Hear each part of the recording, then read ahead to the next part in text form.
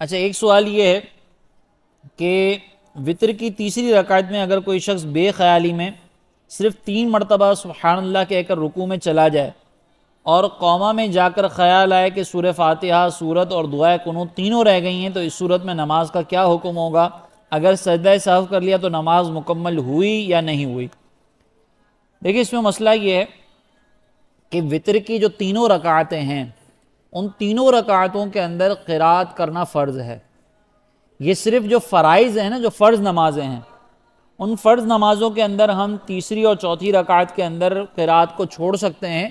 اور اس کی جگہ پر 3 مرتبہ سبحان اللہ سبحان اللہ سبحان اللہ کہہ سکتے ہیں۔ تو فرائض کی جو تیسری اور چوتھی رکعت ہے اس کے اندر قرات کرنا یہ مستحب ہے، لیکن فرائض کے علاوہ جتنی بھی رکعتیں ہیں، سنتیں ہیں، واجبات ہیں، جیسے سنت ہو گئی، وطر ہو گئے، ان سب کے اندر قرات کرنا ہر رکعت کے اندر لازم اور ضروری ہے۔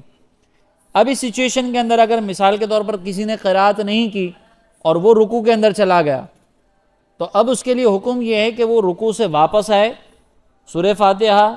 سورت اور پھر اس کے بعد دعائے قنوت بھی پڑھ لے، اور پھر اس کے بعد جو وہ رکوع میں دوبارہ جائے گا اور اپنی رکعت کو کمپلیٹ کر کے آخر میں سجدہ سہو کرے گا۔ اگر رکوع سے آئے بغیر 3 مرتبہ سبحان اللہ پڑھا، رکوع میں جانے کے بعد یا قوما میں جانے کے بعد بھی اس کو یاد آیا اور پھر وہ آیا ہی نہیں واپس قرات کرنے کے لیے، تو اس صورت کے اندر اب حکم یہ ہے کہ اور بعد میں اس نے اگر سجدہ سہو بھی کر لیا تو بھی اس کی نماز ادا نہیں ہوگی، کیونکہ فرض چھوٹ گیا ہے۔ سجدہ سہو جو ہے وہ واجب اگر چھوٹ جائے تو اس کی تلافی کے لیے کیا جاتا ہے۔ سجدہ سہو اس وقت کیا جاتا ہے جب کوئی واجب ترک ہو جائے، اور ایسا واجب جو نماز سے تعلق رکھتا ہو، تو اس کی تلافی کے لیے ہم سجدہ سہو کرتے ہیں۔ اگر کوئی فرض چھوٹا ہے تو اس کے لیے سجدہ سہو کافی نہیں ہوتا۔ اس صورت کے اندر اگر یہ واپس نہیں لوٹا اور لوٹے بغیر اس نے آخر میں سجدہ سہو کر لیا تو اس کی نماز نہیں ہوگی۔ یہ کلیئر ہے؟ اچھا، اب سوال یہ ہے کہ اگر صرف دعائے قنوت ہی نہیں پڑھی، قرات کر لی تھی، دعائے قنوت نہیں پڑھی، دعائے قنوت پڑھے بغیر رکوع میں چلے گئے، تو اب حکم یہ ہے کہ اس نے فرض ادا کر لیا ہے، اس نے فرض ادا کر لیا ہے، دعائے قنوت واجب ہے۔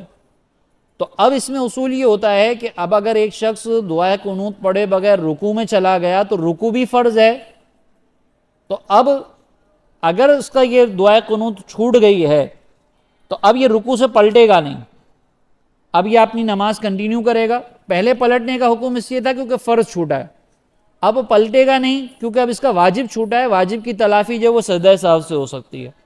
تو اب اس صورت کے اندر اپنی نماز کو کنٹینیو کر لے گا اور آخر میں سجدہ سہو کرے گا، تو یہ دعائے قنوت نہ پڑھنے کا جو نقصان تھا وہ سجدہ سہو کرنے سے پورا ہو جائے گا۔